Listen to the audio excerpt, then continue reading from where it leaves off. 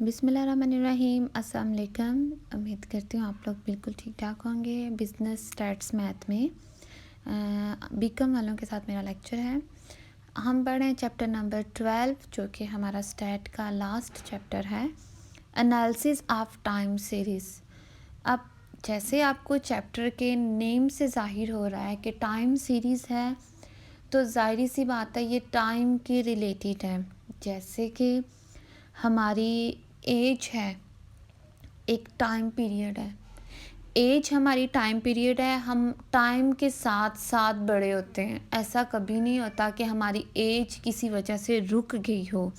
और ऐसा भी नहीं है कि हम अगर कोई 1 साल का बच्चा लेते हैं तो वो एकदम से आपका 2 ईयर या 5 ईयर या 10 ईयर में चेंज हो जाए। नहीं, वो एक सीरीज़ को फॉलो करता है और इस तरह बड़ा होता है। अगर वो 1 साल का है तो वो 1 से 2 में जाएगा, 2 से 3 में जाएगा, 3 से 4 में जाएगा। इसी तरह वो एज के साथ साथ एक सीरीज़ के साथ साथ बनाता हुआ बड़ा होगा।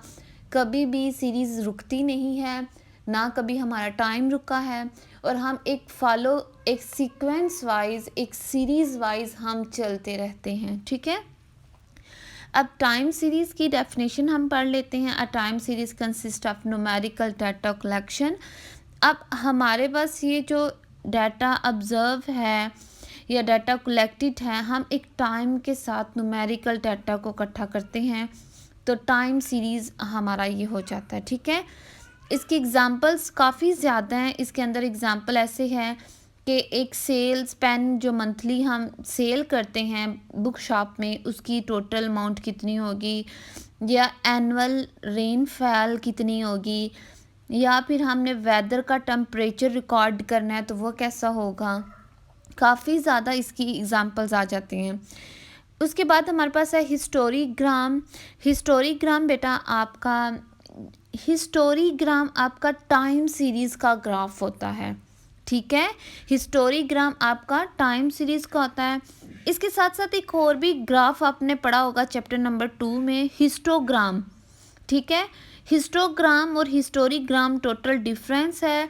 हिस्टोग्राम जो होता है वो आपका फ्रीक्वेंसी डिस्ट्रीब्यूशन का ग्राफ होता है और हिस्टोरीग्राम आपका टाइम सीरीज़ का होता है। ठीक है, अब इसके ना टाइम सीरीज़ के कंपोनेंट्स हैं जिसमें circular trend, seasonal variations, cyclical movements और इरेगुलर मूवमेंट्स हैं। सर्कुलर ट्रेंड बेटा आप लोग अपना पेज और पेंसिल ले लें और साथ साथ बेशक नोट कर लें। सर्कुलर ट्रेंड एक आपका लॉन्ग टर्म मूवमेंट होती है। लॉन्ग टर्म का ये होता है सर्कुलर ट्रेंड। इसकी वेरिएशन को हम जनरेट करते हैं, डायरेक्शन को जनरेट करते हैं थ्रू आउट टाइम सीरीज से। और ये इसका जो ग्राफ होता है बहुत स्मूथली, स्पीडली और ग्रेजुअल मूवमेंट्स के साथ साथ ये ना होता है हमारा, और सेम डायरेक्शन के साथ आता है। ठीक है, इसकी एग्जांपल्स आ जाएंगी, जैसे साइंस के होने से डेथ रेट जो होगी ना वो कम हो रही है, या फिर मोटरसाइकिल की डिमांड बहुत ज़्यादा बढ़ गई है, या मोटर कार की डिमांड बहुत ज़्यादा बढ़ रही है, तो एक डायरेक्शन सेम जाएगी। या तो वो डेथ लाइन कम हो रही है या फिर आपकी इंक्रीज़ हो रही है डिमांड मोटर कार की। दूसरे नंबर पे आ जाता है सीजनल वेरिएशन। तो ये आपका सीजनल होता है, मतलब जैसे गर्मियों का सीज़न आ रहा है तो आइसक्रीम का जो होता है वो ज़्यादा डिमांड हो जाएगी, और अगर सर्दियाँ हैं तो फिर आपका सूप का, इस तरह का जो होगी ना डिमांड ज़्यादा बढ़ जाएगी, चाय की डिमांड ज़्यादा बढ़ जाएगी। ये शॉर्ट टर्म होता है। ठीक है, साइक्लिकल मूवमेंट्स के अंदर बेटा आपकी 4 चीज़ें आ जाती हैं, प्रॉस्पेरिटी, रिसेशंस, डिप्रेशन और रिवाइवल। जैसे आपका किसी तरफ काम की तरफ आप जाते हैं, सक्सेस होते हैं, एक पॉइंट पे जाते हैं, लेकिन कभी कभी ऐसा होता है कि आपका बिजनेस थोड़ा कम हो जाता है, आप डाउनवर्ड में आ जाते हैं। लेकिन फिर ऐसा होता है कि आपका बिजनेस बहुत अच्छा होता है तो आप दोबारा से सक्सेस की तरफ जाते हैं।